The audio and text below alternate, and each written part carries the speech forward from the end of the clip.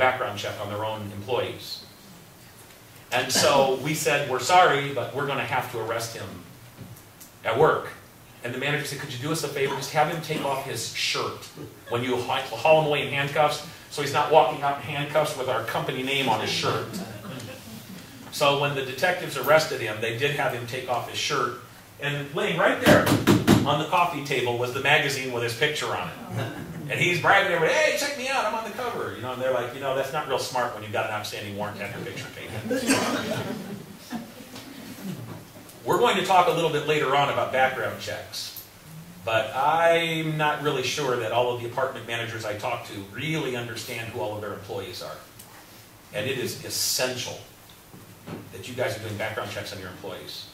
You know, when I first started talking about background checks, and people were saying, oh no, it's illegal, we can't do that. Now they understand it. It's kind of an industry standard now, you do background checks. People weren't really hip on the idea of doing background checks on their own employees. But I'm going to ask you, if you think it matters to your residents that the person living next door to them has a background check, don't you think it matters to them who the people are that actually have keys to their apartment? Don't you think it matters to them that the maintenance guy isn't installing a micro camera in the vent up above the bed in the bedroom, or a micro camera in the bathroom? And yes, that has actually happened here. I even had a maintenance guy where the maintenance shop abutted up against the wall for an apartment unit. He drilled a small hole and put a pin camera through there.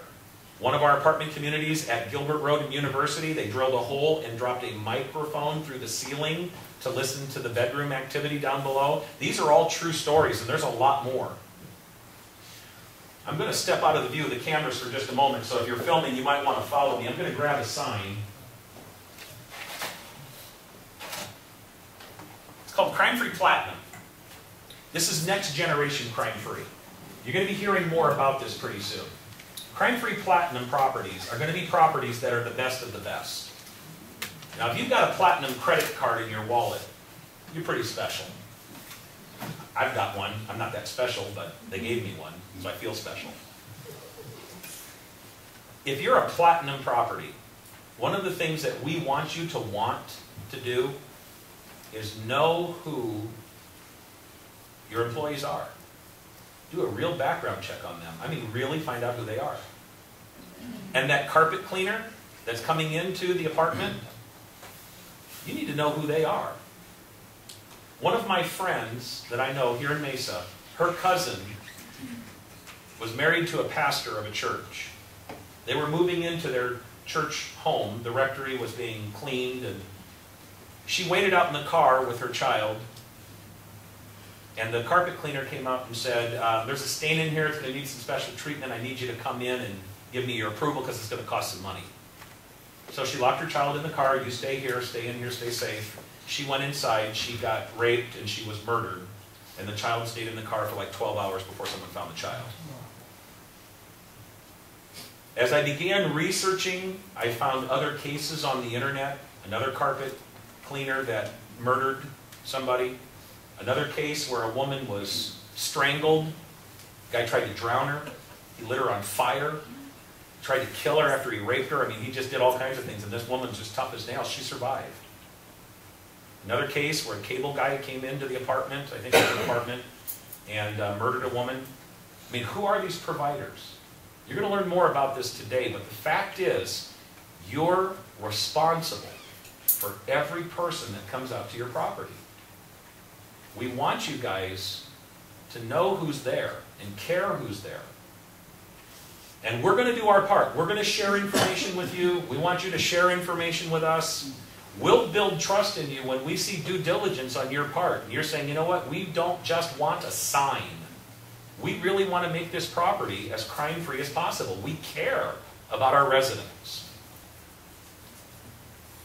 Some of the things we're going to talk about in today's class are going to be really, really helpful to you. There may be one or two things I talk about that does you absolutely no good at all. But the person seated right behind you may walk out of here and say, are you kidding? That was the best thing I got out of the class. I've got a lot of different people, a lot of different demographics, a lot of different industries. I mean, there's a lot of different people in this audience. So different tools are going to work differently for different people. Each tool has a distinct and a separate purpose. So if I talk about a tool and it just doesn't work for your purpose, that's okay. Just keep in mind somebody else is probably benefiting from that. The purpose of this class is to put as many tools in your toolbox as possible. I want to get you guys to think about as many things as possible that you can do to prevent crime at your property. Ways to keep your residents safe. Ways to keep you safe. When we send out those crime statistics to the properties, we're hoping, now that we're sharing information with you, that you're going to print out those crime stats.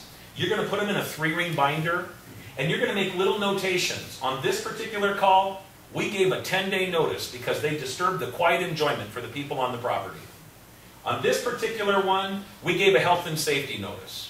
On this particular one, we didn't really have to serve a notice. We just gave them a friendly reminder, please keep it down. These are normally good people, and, we've got this standard. We keep it equal across the board to everybody. It's kind of a mild deal. Hey, just remember, quiet enjoyment, don't do that, thank you.